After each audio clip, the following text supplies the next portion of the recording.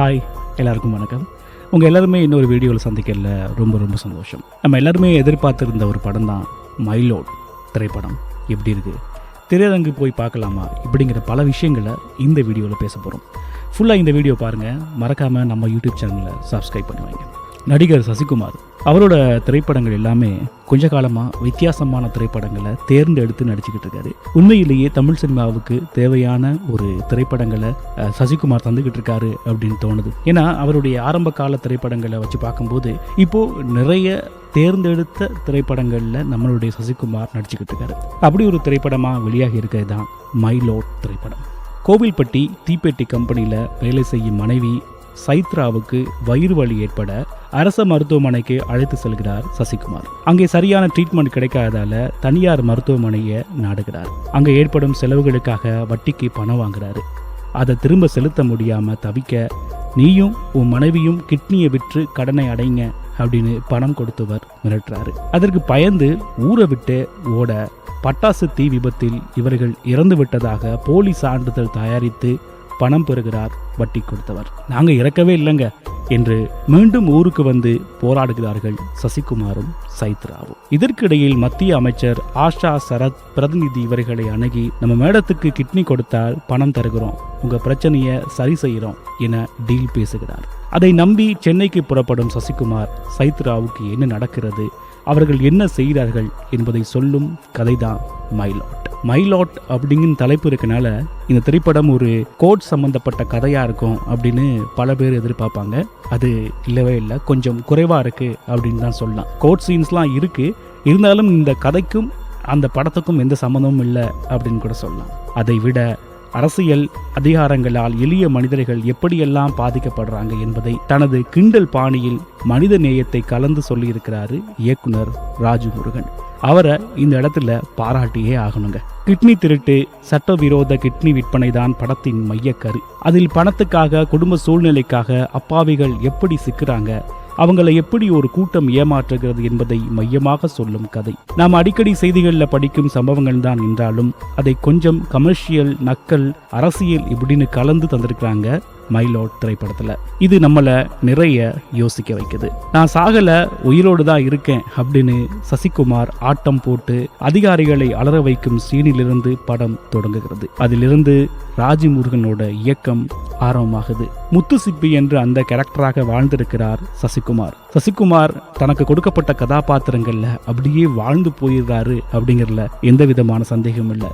மைலோட் திரைப்படத்துல முத்துசிற்பியாக வாழ்ந்திருக்கிறார். சைத்ராவுக்கு மாப்பிள்ளை பார்க்கும் படலம் தொடங்கி அவரை திருமணம் செய்வது, மனைவி மருத்துவ செலவுகளுக்கு தவிப்பது, கடன் வாங்கி அவமானப்படுவது, பின்னர் கிட்னியை விற்க சென்னை புறப்படுவது, மத்திய அமைச்சர் பிரதிநிதியை அலற விடுவது என பல சீன்களில் தன்னோட பண்பட்ட அனுபவ நடிப்பை வெளிப்படுத்தியிருக்காரு. குறிப்பா கிளைமேக்ஸ்ல வல்லாளர் தத்துவத்தை விளக்கி அவர் பேசும் வசனமும் அடுத்து செய்யும் அதிரடி செயலும் கண்களில் கண்ணீரை வரவழைக்குது.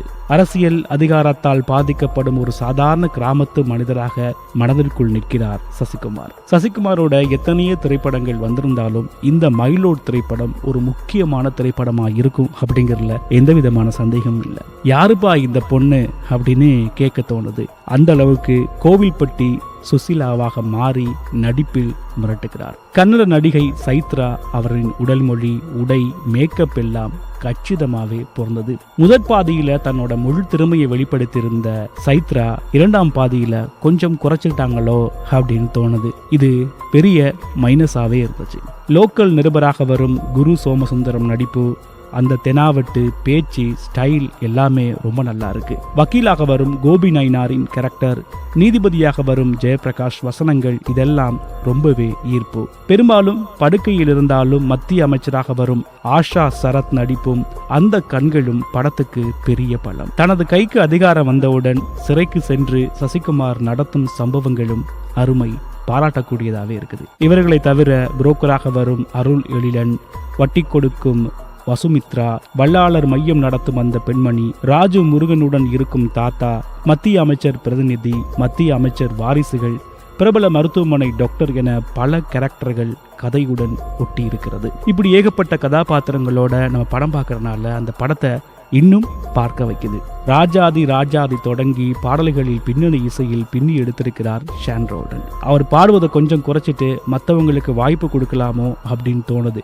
அப்படி செய்தா இன்னும் ஷான் ரோல்டனோட பாடல்கள் பலரால கொண்டாடப்படும் அப்படிங்கிறதுல எந்த விதமான சந்தேகம் இல்லை. முற்பாதியில கொஞ்சம் வேகமா கதை நகர்ந்தாலும் இரண்டாம் பாதியில கொஞ்சம் தொய்வை ஏற்படுத்துது. சில விஷயங்களை தவிர்த்திருக்கலாமோ அப்படின்னு தோணுது.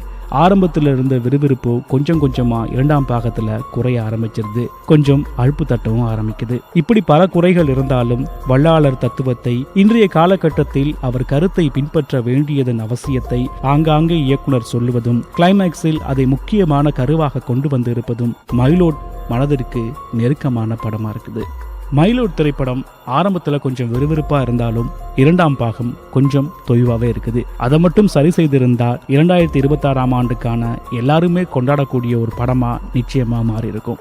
அதில் எந்த விதமான சந்தேகமும் இல்லை. நீங்களும் மைலோட் திரைப்படத்தை பார்த்துட்டிங்கன்னா உங்களுடைய கருத்துக்களையும் கமெண்ட்டில் சொல்லுங்கள். மறக்காமல் நம்ம யூடியூப் சேனலில்